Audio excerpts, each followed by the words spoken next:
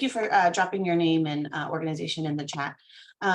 So we will kick off our SA Digital Connects Community Connects meeting for May 24th, 2023. I'm going to go ahead and share my screen.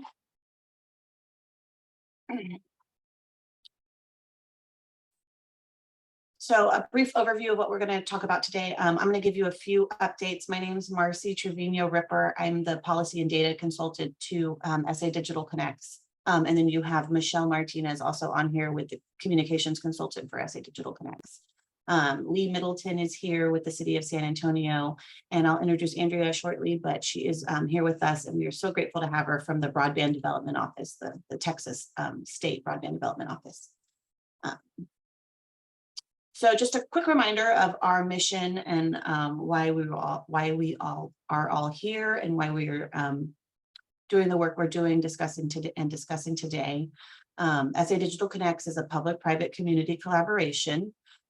We, in 2021, partnered with all of you fabulous community organizations, over 200 at the time, to put together a San Antonio and Greater Bexar County Digital Equity Plan. That was final in the fall of 2021, and we began implementation of that plan. Implementation includes 3 different legs of the stool, as we like to call them: access, infrastructure, affordability, adoption, digital skills, digital literacy, training, that kind of thing. And then we aim to track and report progress on each of those legs of the stool. And that is done here in this impact dashboard that's on our website. You can track affordability, access, and some adoption notes here. So I'm going to go ahead and give you a brief update on those 3 legs of the stools, a little more in depth. So on access infrastructure, we are very close to a final contract with AT&T for the city of San Antonio and Spectrum for the county. And what that's going to do is that's using ARPA dollars from the city and county. And what that's going to do is connect any household that's disconnected or does not have fiber, and we do specify fiber for this contract, going to households within these census tracts, the lime green census tracts. The orange is the city of San Antonio city limits. The teal here, or the green, is county precincts.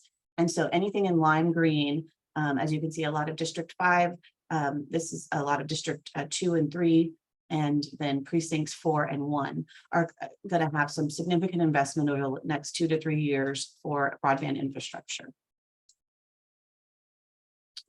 The affordability leg of the stool, we still are hoping that everyone is pushing the ACP Affordable Connectivity Program through the FCC, the $30 a month stipend for internet service. And we have some updates to that, the toolkit we have created on our website that will be coming June 1st. Essentially, ACP or the FCC made it a little easier to have residents pre-qualify for the benefit. And so there's an online questionnaire that they can go through to qualify for the benefit. It is a little odd that you would ask someone who doesn't have internet to go online to pre-qualify. And so that's why we're asking community orgs to really reach out and help residents with that first step of the process so that they can have the internet they need at home going forward. And you'll get an email, a Community Connects update email from us on June 1st, once the toolkit has been updated with the new updates from the FCC. The next update is on adoption digital skills.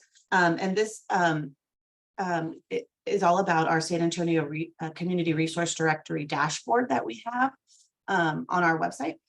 We hope you're all able to use it, go there and click around. You can click the button here and go directly to Sacred's website also. The big ask here of all community organizations is make sure it's accurate. Make sure you're working with Sacred, or you can go directly through us and we'll put our email address in the chat as well. And it'll be on this website. But we want to make sure that we are accurately reporting what's available to residents today from a digital literacy, digital skills training perspective. Shortly, you'll hear from Andrea at one point about the community organization survey that the Texas Broadband Development Office is seeking input on. We think that might be a good opportunity as organizations are filling out that survey to go ahead and check our map and see if there's anything missing or if there's anything that needs updated. You've heard about that survey, I believe, through the emails that we've been sending out over the last couple of weeks. And so I think this is a great opportunity to do two things. One, let's help out the state office so that they can adequately understand the digital resources in our city and in our state. That's going to help draw down those federal dollars we all hear about. But two, if we can also get this map more up to date, then that's beneficial to residents as well. So back to our slide deck here. So next up, Andrea Pacheco is with the Broadband Development Office. She is the Broadband Outreach Coordinator, and she's going to be doing a presentation on all things broadband development at the statewide office. Andrea started with the office in January, and what I think is so fascinating is that she was a former teacher and is now working, in government and doing this outreach work. And I think that's a great skill set to translate from one to the other. So it's been great to work with her as a member of SA Digital Connects, and we hope you enjoyed her presentation. Andrea. Thank you, Marcy. I appreciate that introduction. As Marcy said, I am rather new to this position. I've been here since January. Unfortunately, I'm not new to working with the digital divide. As a classroom teacher for 22 years, I saw the digital divide having more of an impact on my classroom throughout the years. I started with 5 SAD computers in my classroom in various states of disrepair that were expected to be shared by my 22 students. So I've been fighting to close that divide for as long as I can remember, way before then, of course, once the pandemic hit, that put things into overdrive and really brought the digital divide to the forefront of my daily life. So I'm excited to be at the broadband office now, working in a new role to try and really close that divide. So with that, I'll go ahead and get started. Can we go to the next slide, please? So today I thought I'd just talk a little bit about BDO's background, how we were created, then talk about a couple of our funding programs that we're setting up, talk about our engagement model, and more specifically our regional working groups. I also wanted to focus on, Marcy mentioned some our surveys. We do actually have 3 surveys that we have out there, along with some toolkits to help get the word out about these surveys. Then I also want to review, we're really trying to stay transparent, give the public as much opportunity to interact with us at the office. And so I just kind of wanted to go over all the different opportunities there are for the community to interact with us. And then, of course, at the end, I'll take any questions you might have. All right, can we go to the next slide? So our division, the Broadband Development Office, is a brand new division. We were created in September of 2021 by House Bill 5, which was authored by Representative Trent Ashby. Our division was created with 3 main tasks. We were to publish, create and publish a broadband state plan. We were to publish a broadband development map, and then finally create programs that expand broadband in the state. We published our plan in June of 2022. That is on our website, broadbandfortexas.com. Of course, our map is up and running. We have that, you can access that through our website as well. And then I'll talk a little bit more about our different funding programs that we have created or are in the process of creating. The House Bill 5 also created a board of advisors for us. Comptroller Glenn Hager is the chairman of that board, and then our director, Greg Conte, along with 7 other appointed members serve on that board, and we meet with that board every other month. Our next meeting is June 13th, and of course that's always open to the public. We host those, they're hybrid.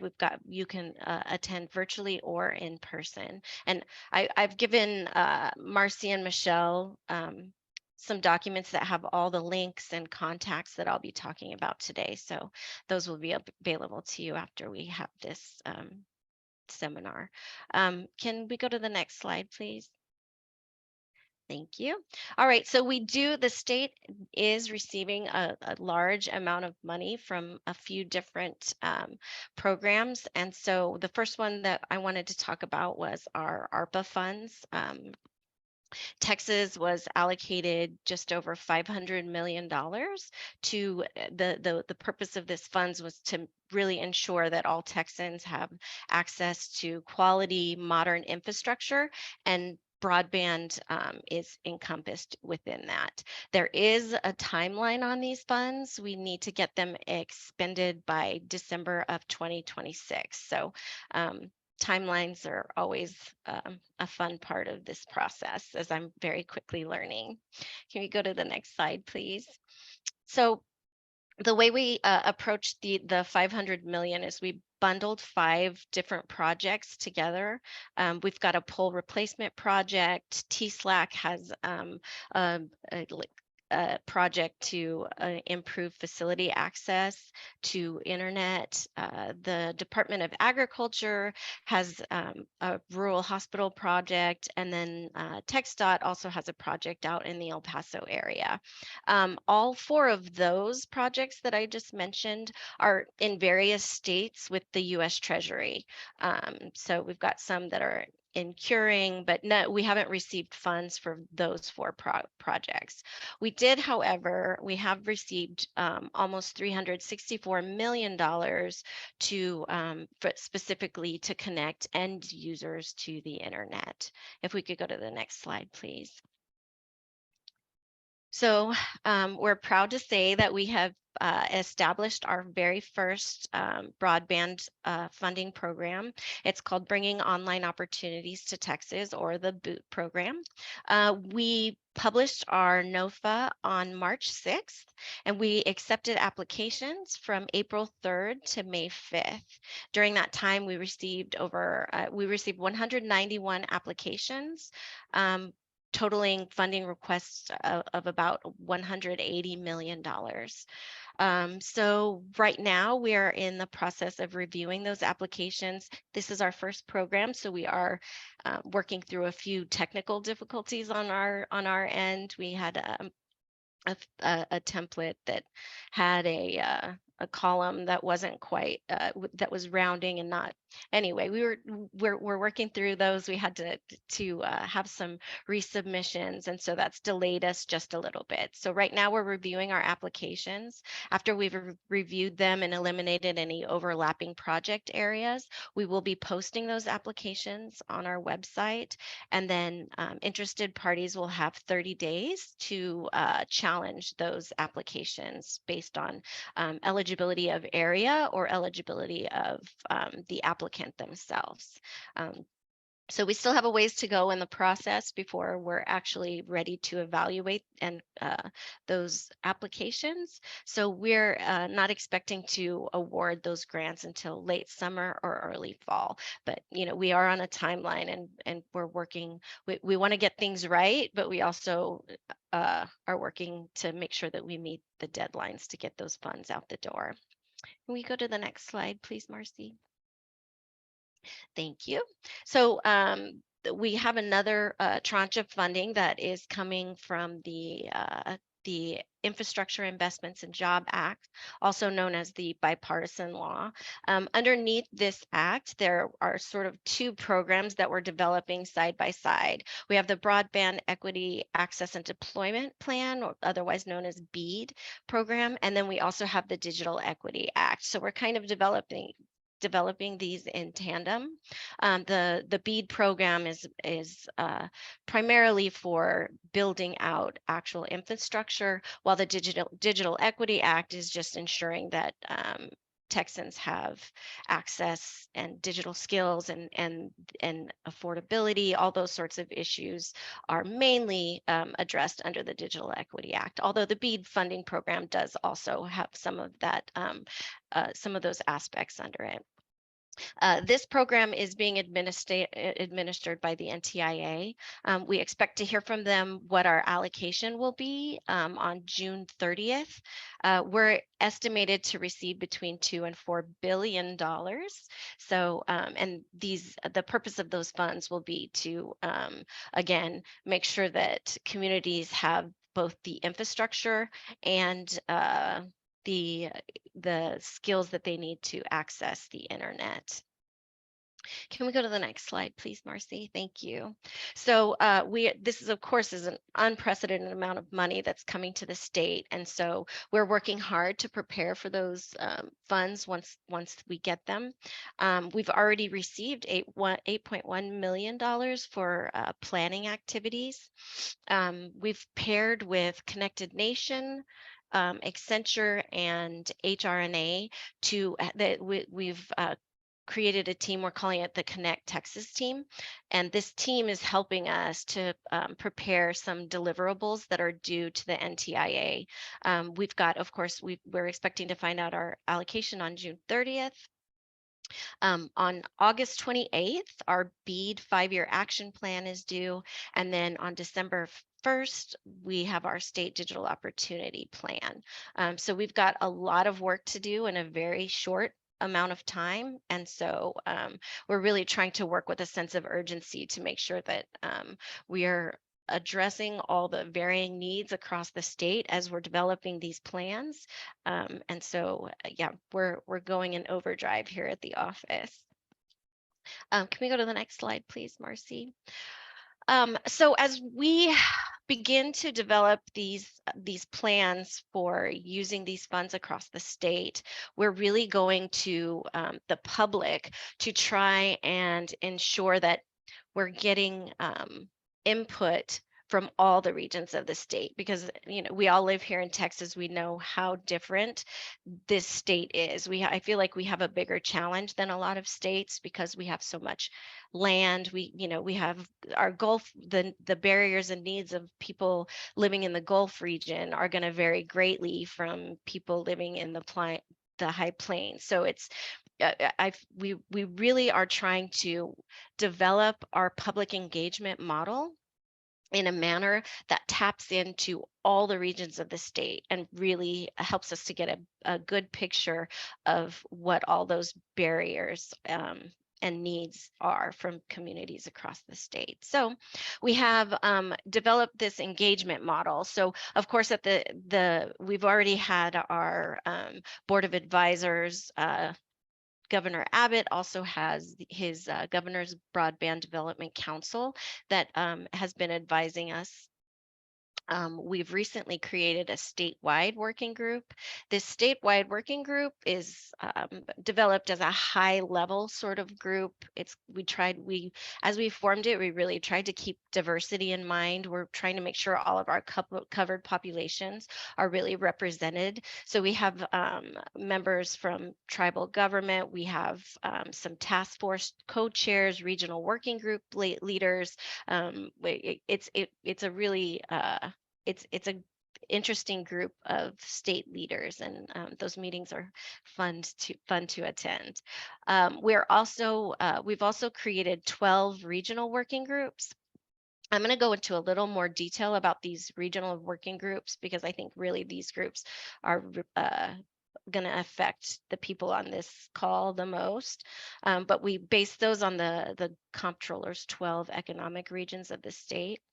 We've also created 6 outcome-specific task forces. We have workforce task force, education, health, essential services, civic and social, and business and telecom. Can we go to the next slide, please? So the 12 regional working groups is where I really wanted to kind of dive in here. So these regional working groups, as I said, are based on the comptroller's economic regional working groups, but we're really looking to these groups to do several things. So we are looking to these groups to help us to spread the word about our we have our well, I'll talk a little bit more about our surveys, but we're really looking to these groups to help us spread the word and promote our surveys to, and just really looking to these groups to tap into their communities and help us understand the barriers that they're facing. We understand that there are organizations and groups, and from talking with Marcy and Michelle, it's very clear that the Alamo region and San Antonio is already doing great work to expand broadband. So what we're trying to do is tap into the work that's already being done, as well as using these groups to inform communities that these funds are coming so that they can prepare. Because with all things government, there's a timeline on all of this, and really the time to prepare for the funds, not only for us, of course, BDO is preparing, but this is also the time that communities need to be preparing. So we're I want to mention this here because I don't think I put it in the slides, but I don't want to forget to mention it as well, is that we're in preparing communities for these funds, we're working on setting up a program right now to try and provide technical assistance to communities, because I know that there are plenty of people out there like, okay, yes, we know these funds are coming. Yes, our community needs broadband expansion, but what do we do next? And so we are working to set up a program that will provide technical assistance to communities that don't have the information or the funds to really prepare for these sorts of programs. So these regional working groups, the Alamo Regional Working Group specifically, we're still working on forming it. We have 10 members now. Our original goal was to have between 20 and 25 members. So we are still wide open for anyone that would be interested in serving on these. We're gonna use these groups, but the groups are gonna work together, of course, to kind of brainstorm and really make sure that BDO is receiving information on the needs in your community. But we're also asking these groups to host some public events in the area so that we can really get the word out to individual residents that we want to hear from them. We want their input, and of course help with these surveys. So if you are interested, I've provided the contact form, but if you just want to email me directly, I can put you in touch with the right people so that we can really get a little more representation on that group right now. Marcy, can we go to the next slide, please? Okay, so here we've touched on it a little bit, but I really wanted to dive into the public survey and the digital resources mapping tool survey that we've created. So we did create our public survey. We the thing my favorite part of the public survey is at the very end of the survey, there is a speed test so that residents can actually document and help us see what actual speed internet speeds are at houses. So that's kind of an exciting place, because I know that that there are some disparities between what internet service providers are reporting as their what they're serving and what is actually being served on the ground. So we've also created a partner toolkit. This has social media posts, emails, just all the tools so that you can just copy and paste these and send them out to your network to ensure that as many people in your area are taking the survey, because of course our goal would be to have every resident in the state take the survey. So we would really appreciate any help in disseminating this survey, and any help you need to get that survey out. I'm glad to help with that. So we've got the toolkit, but you can also reach out to me directly. We've also created the digital resources mapping tool, which is basically a survey. This survey is just to help us understand what data has already been collected, what assets and resources the state already has. We are really, really hoping that organizations will take part in this survey. We have not had the best response so far, and so we're really imploring anyone on this call that works for an organization to please participate.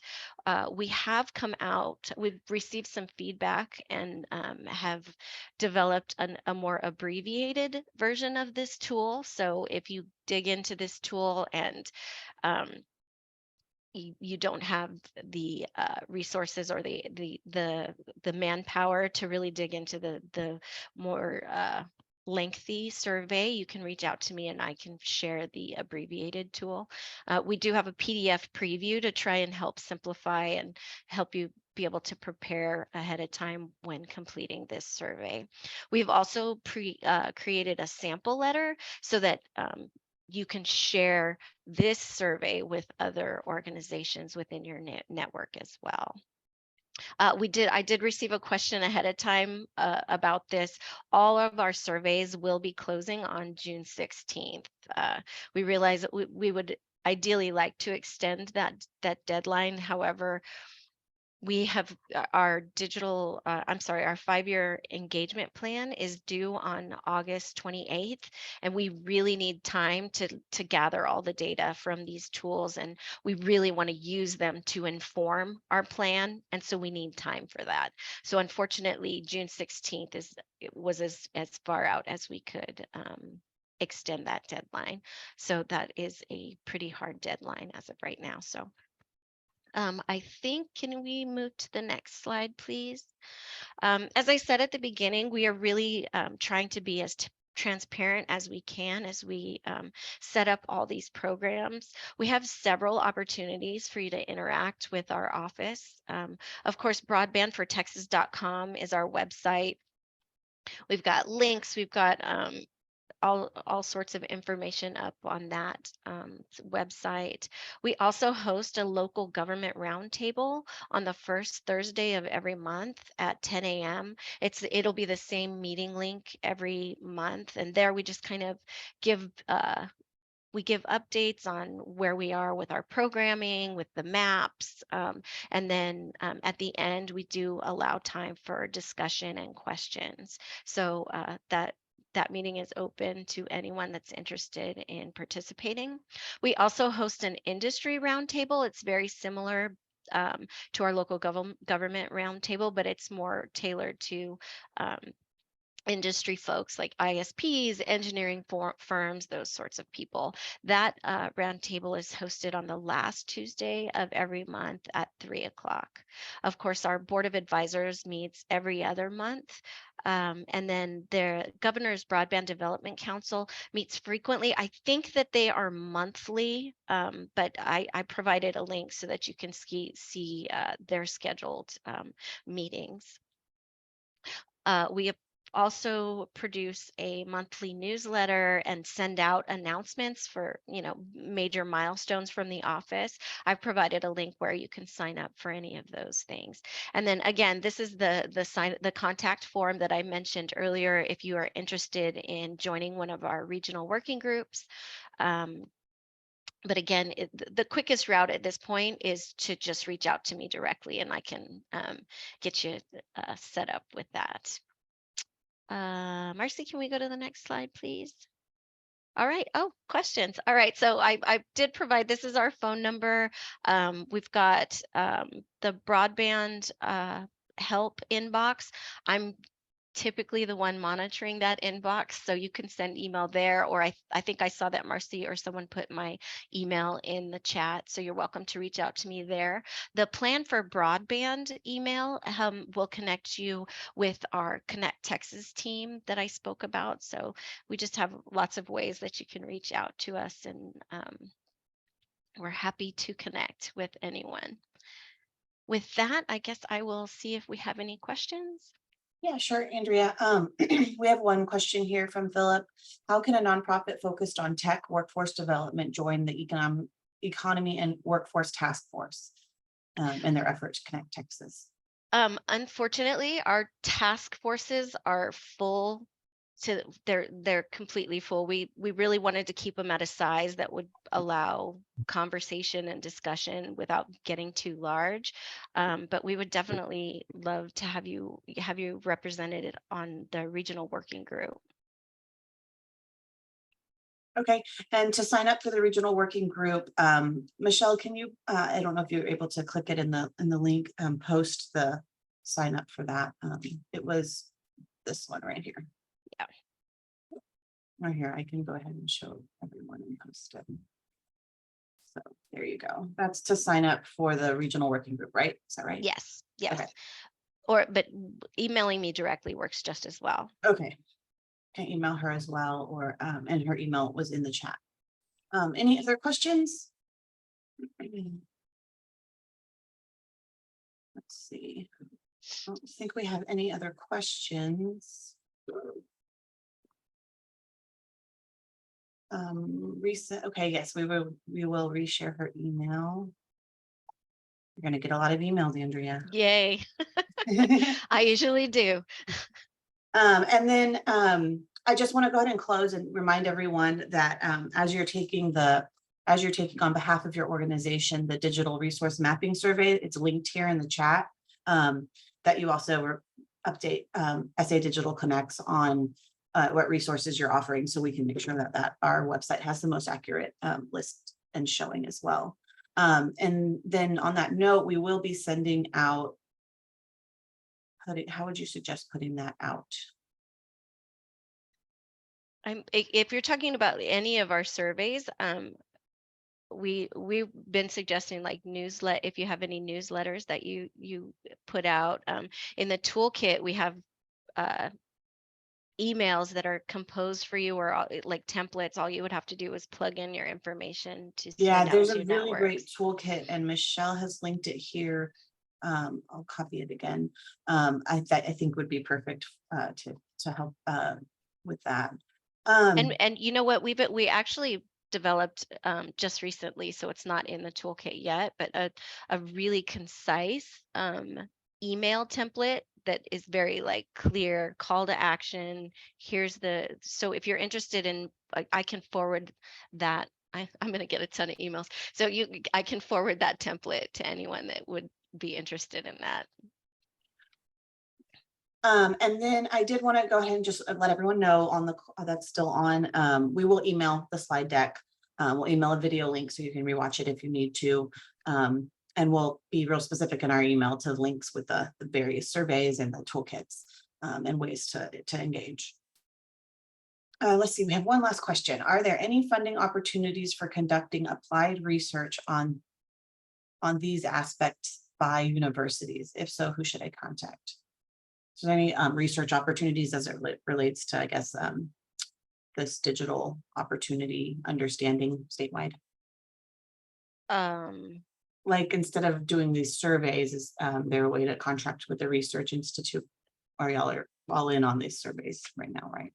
Yeah, I mean, if there's already data that's been collected, there's opportunity to submit that through the digital resources mapping tool that we have. But right now, I wouldn't say there were other opportunities other than that. Yeah, so if you have some Underserved. pre-existing data sets that you're willing to share, you can do that through the digital resources mapping tool. And But Marcy, it looks like lots of people are asking for that email template. Can I send that to you, and would you be able to just send it out to? yeah, sure. Okay, I'll email that. That way people don't have to email to ask me for it. Yeah, Yes, and the template's in the toolkit, right? Or Well, this is a different, ah, yeah, another one of our regional working group members had sent it out. And we were like, oh, that's a great one. So we kind of stole it with permission, but okay, perfect. Yeah, we'll get that to everyone then. okay. Okay, last call for questions. Otherwise, we will go ahead and wrap up a little early. Oh, we did want to mention, oh, I think we have a hand raised or no? We did want to mention, well, you know, and make note of today being the anniversary of the Uvalde Robb Elementary shooting, and you know, just make note of that as we do this work for our community, local community, that we, you know, continue to have those families in that community in our thoughts as well. Okay, well, thank you, everyone. You'll get a jam-packed email full of all the updates and everything tomorrow at the latest. And Andrea, thank you so much for joining. My pleasure. Thank you for having me. Oh, Barbara, did you want to speak? Can we let Barbara in? She is on the statewide task force, and we've been working closely with her.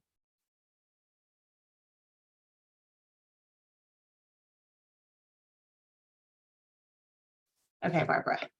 Barbara, your hand's raised and I've let you in. Did you want to say something? Unmute. Can you hear me now? Yes, we can hear you. Okay, great. Andrea, I'm so glad to meet you.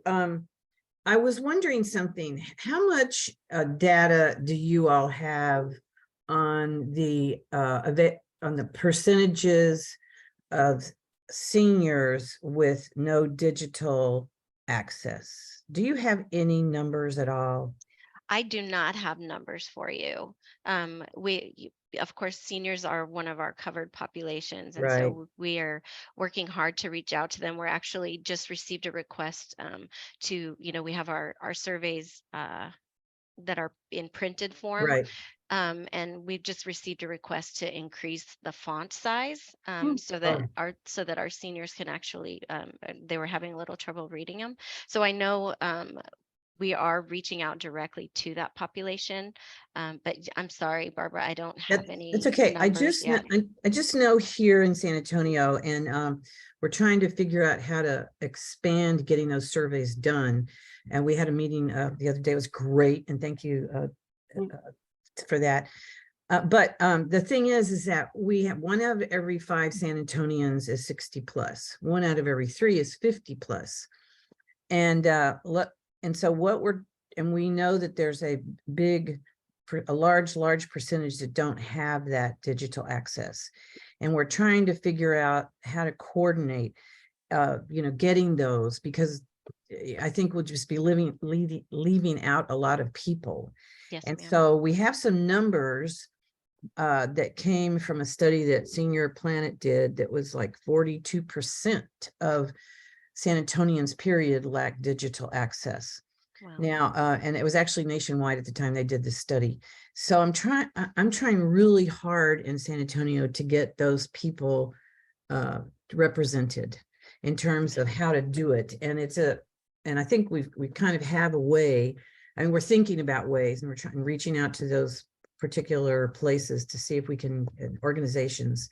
But is there do you have any other plan in place for the Bexar County, or I should call it Alamo region, that you could tell me about, or people on the working group that maybe, I don't know how to suggest people for that, but that might be a place for them to engage, to understand this, because I'm kind of wind up being a salesperson here. Yes. No, you know, I'm glad you mentioned that, because yes, if you have ideas of, and that this goes for anyone else on the call, if you have ideas, like you don't want to serve on the regional working group, but you're like, hey, this person is missing, how about this person? Yeah, we'll happily take those suggestions. And we're, like I said, we're short about 10 to 15 people on this group, so we have plenty of room to take those sorts of suggestions. I can mention that I know that some regions are connecting with Meals on Wheels, Right. Yeah. to try and get some of these surveys out to our older population. So Andrea, what would be really great, because we're reaching out to Meals on Wheels and also the city department that manages our senior sites. We have like 10 large senior centers here, and we have like 40, used to be 48, maybe a few less now, nutrition sites. So we have tons of outreach capability. But like I said, so we're trying to coordinate it. We had a meeting about that the other day here. We just don't, and so it's like, well, you know, I think one of our participants talked about it being a one-page survey.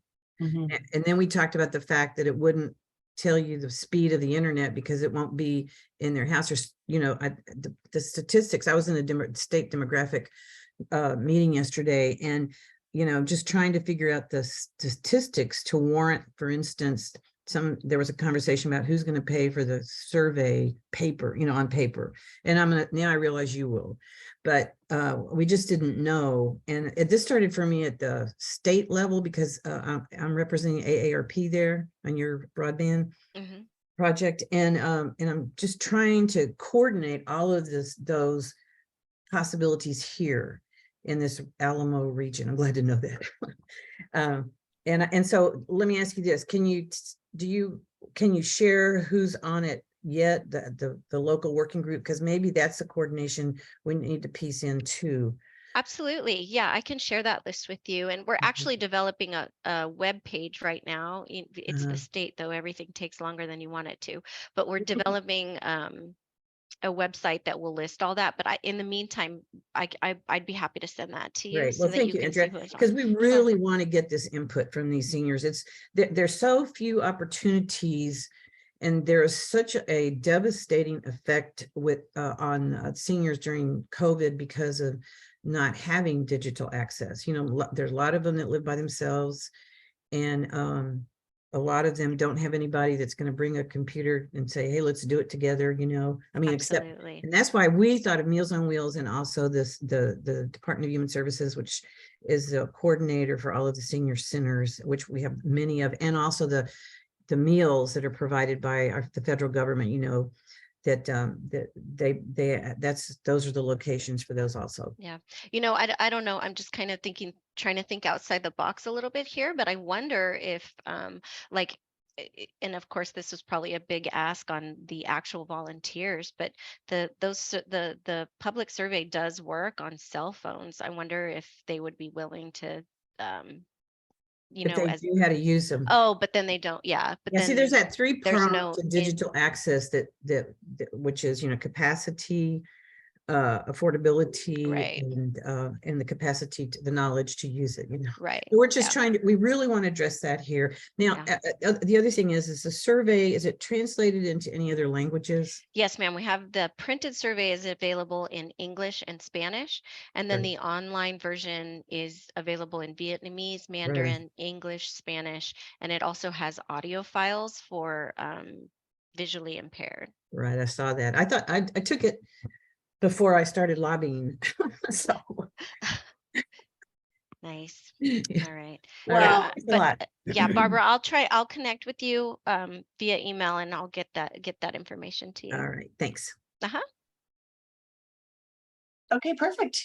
All right. Well, thank you, everyone. This was a great meeting.